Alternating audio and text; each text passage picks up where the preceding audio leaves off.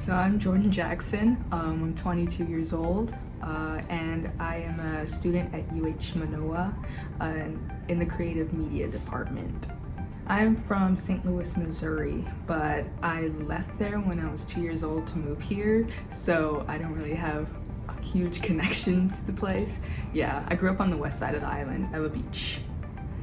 I am actually a Starbucks worker, but I try to work on short films on the side. I like to screenwrite as well, but mostly I just want to just dabble in anything that involves film. I kind of like to have a holistic education, so whether it comes to editing, being a first AC on camera, eventually maybe director someday, it's all fun. I came out when I was 18 years old. It was after a bad breakup and I couldn't stop crying, so I needed some sort of explanation as to why I was not pregnant in a heterosexual kind of way.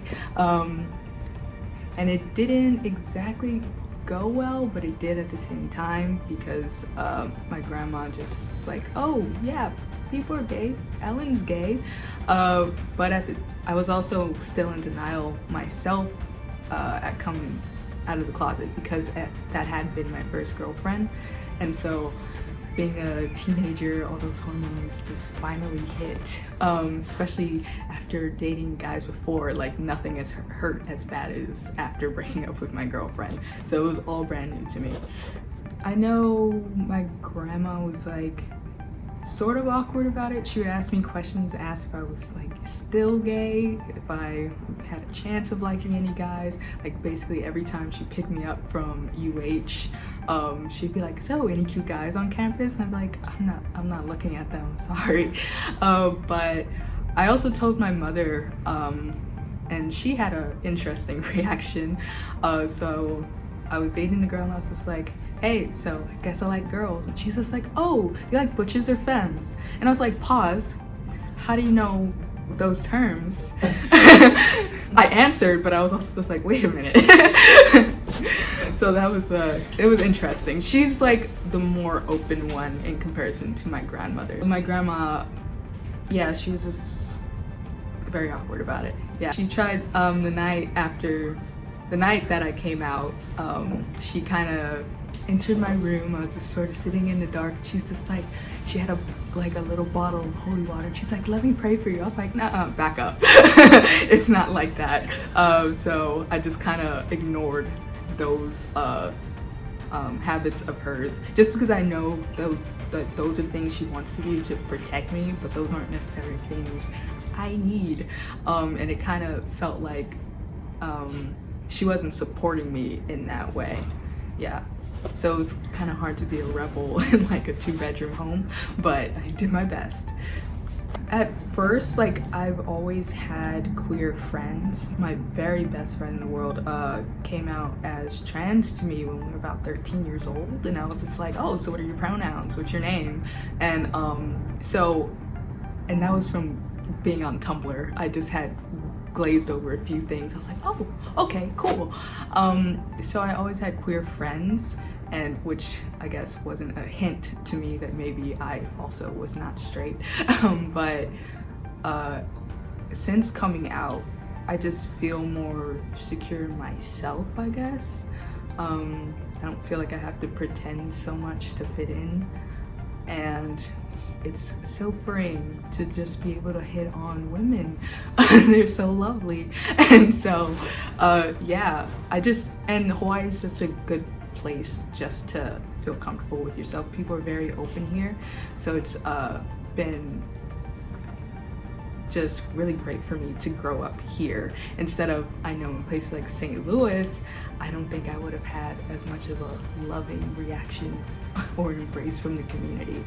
I love how inviting everyone is. I don't know if that's just the Aloha spirit, but just when you come across people here, they're very open, and a lot of people know each other because it's such a small island. You kind of run into the same folks over and over. And that just kind of makes living worthwhile. Because I've been in so many dark places when I was younger just because I felt so disconnected from people. And just being around other LGBTQIA plus people have made it just easier to live and to breathe. I would tell 10-year-old me to go to therapy, probably, talk about some things, because my grandmother wasn't able to really connect with me on a deeper level. We never got close until I was 18, so we didn't talk much, and that left a lot of parts of me just kind of rambling inside my body. I felt always anxious, even at that age, and dealing with a mother who had addiction issues, I couldn't talk to her as much either.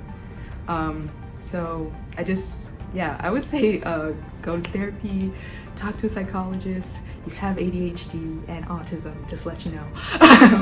Probably make a lot of things easier. That's awesome. Yeah. That's really good. It really is. Really good. Thank you for sharing. Yeah. You mentioned a little bit in your bio before about using personal Black, neurodivergent, and queer in your work. Can you just expand on that a little bit and explain what you mean by it?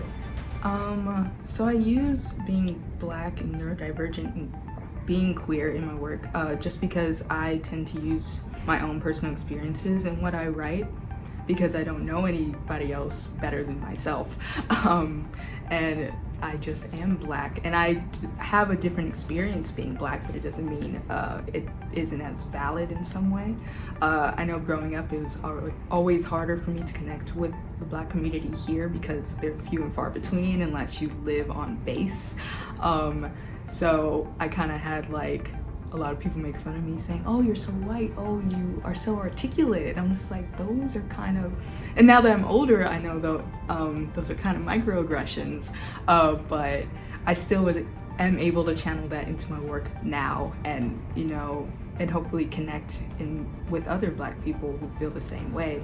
And being neurodivergent is still pretty new to me. I only got diagnosed with autism maybe 4 weeks ago, but I was diagnosed with ADHD in 2019, and since then, like, no matter what I write about, if it's from my experience, it has those elements to it, because even the way I approached other people, like in the LGBT community, especially women, it's going to be different because I don't pick up the same sort of social cues as other people. I can't read between the lines, and it's already hard enough to flirt with women because they're so sweet.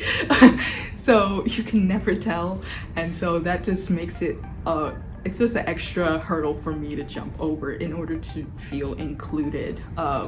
But the more I learn about myself, the more at peace I am with just who I am. Being queer, and it's so fun being queer and meeting people over time. I have so many online friends that turned out queer, non-binary, so I have those connections, and they also turned out to have be neurodivergent, because like LGBT people flock together, so do neurodivergent people.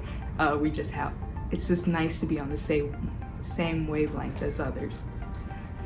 Something I'm still learning now is like, don't let other people's perception of you define who you are. This is a big world full of so many diverse kinds of people. There's no wrong or right way to live or to be. And the easiest way to be at peace with yourself is to just be yourself. Whoever that is on any given day, you're free to change, and it's okay to be different.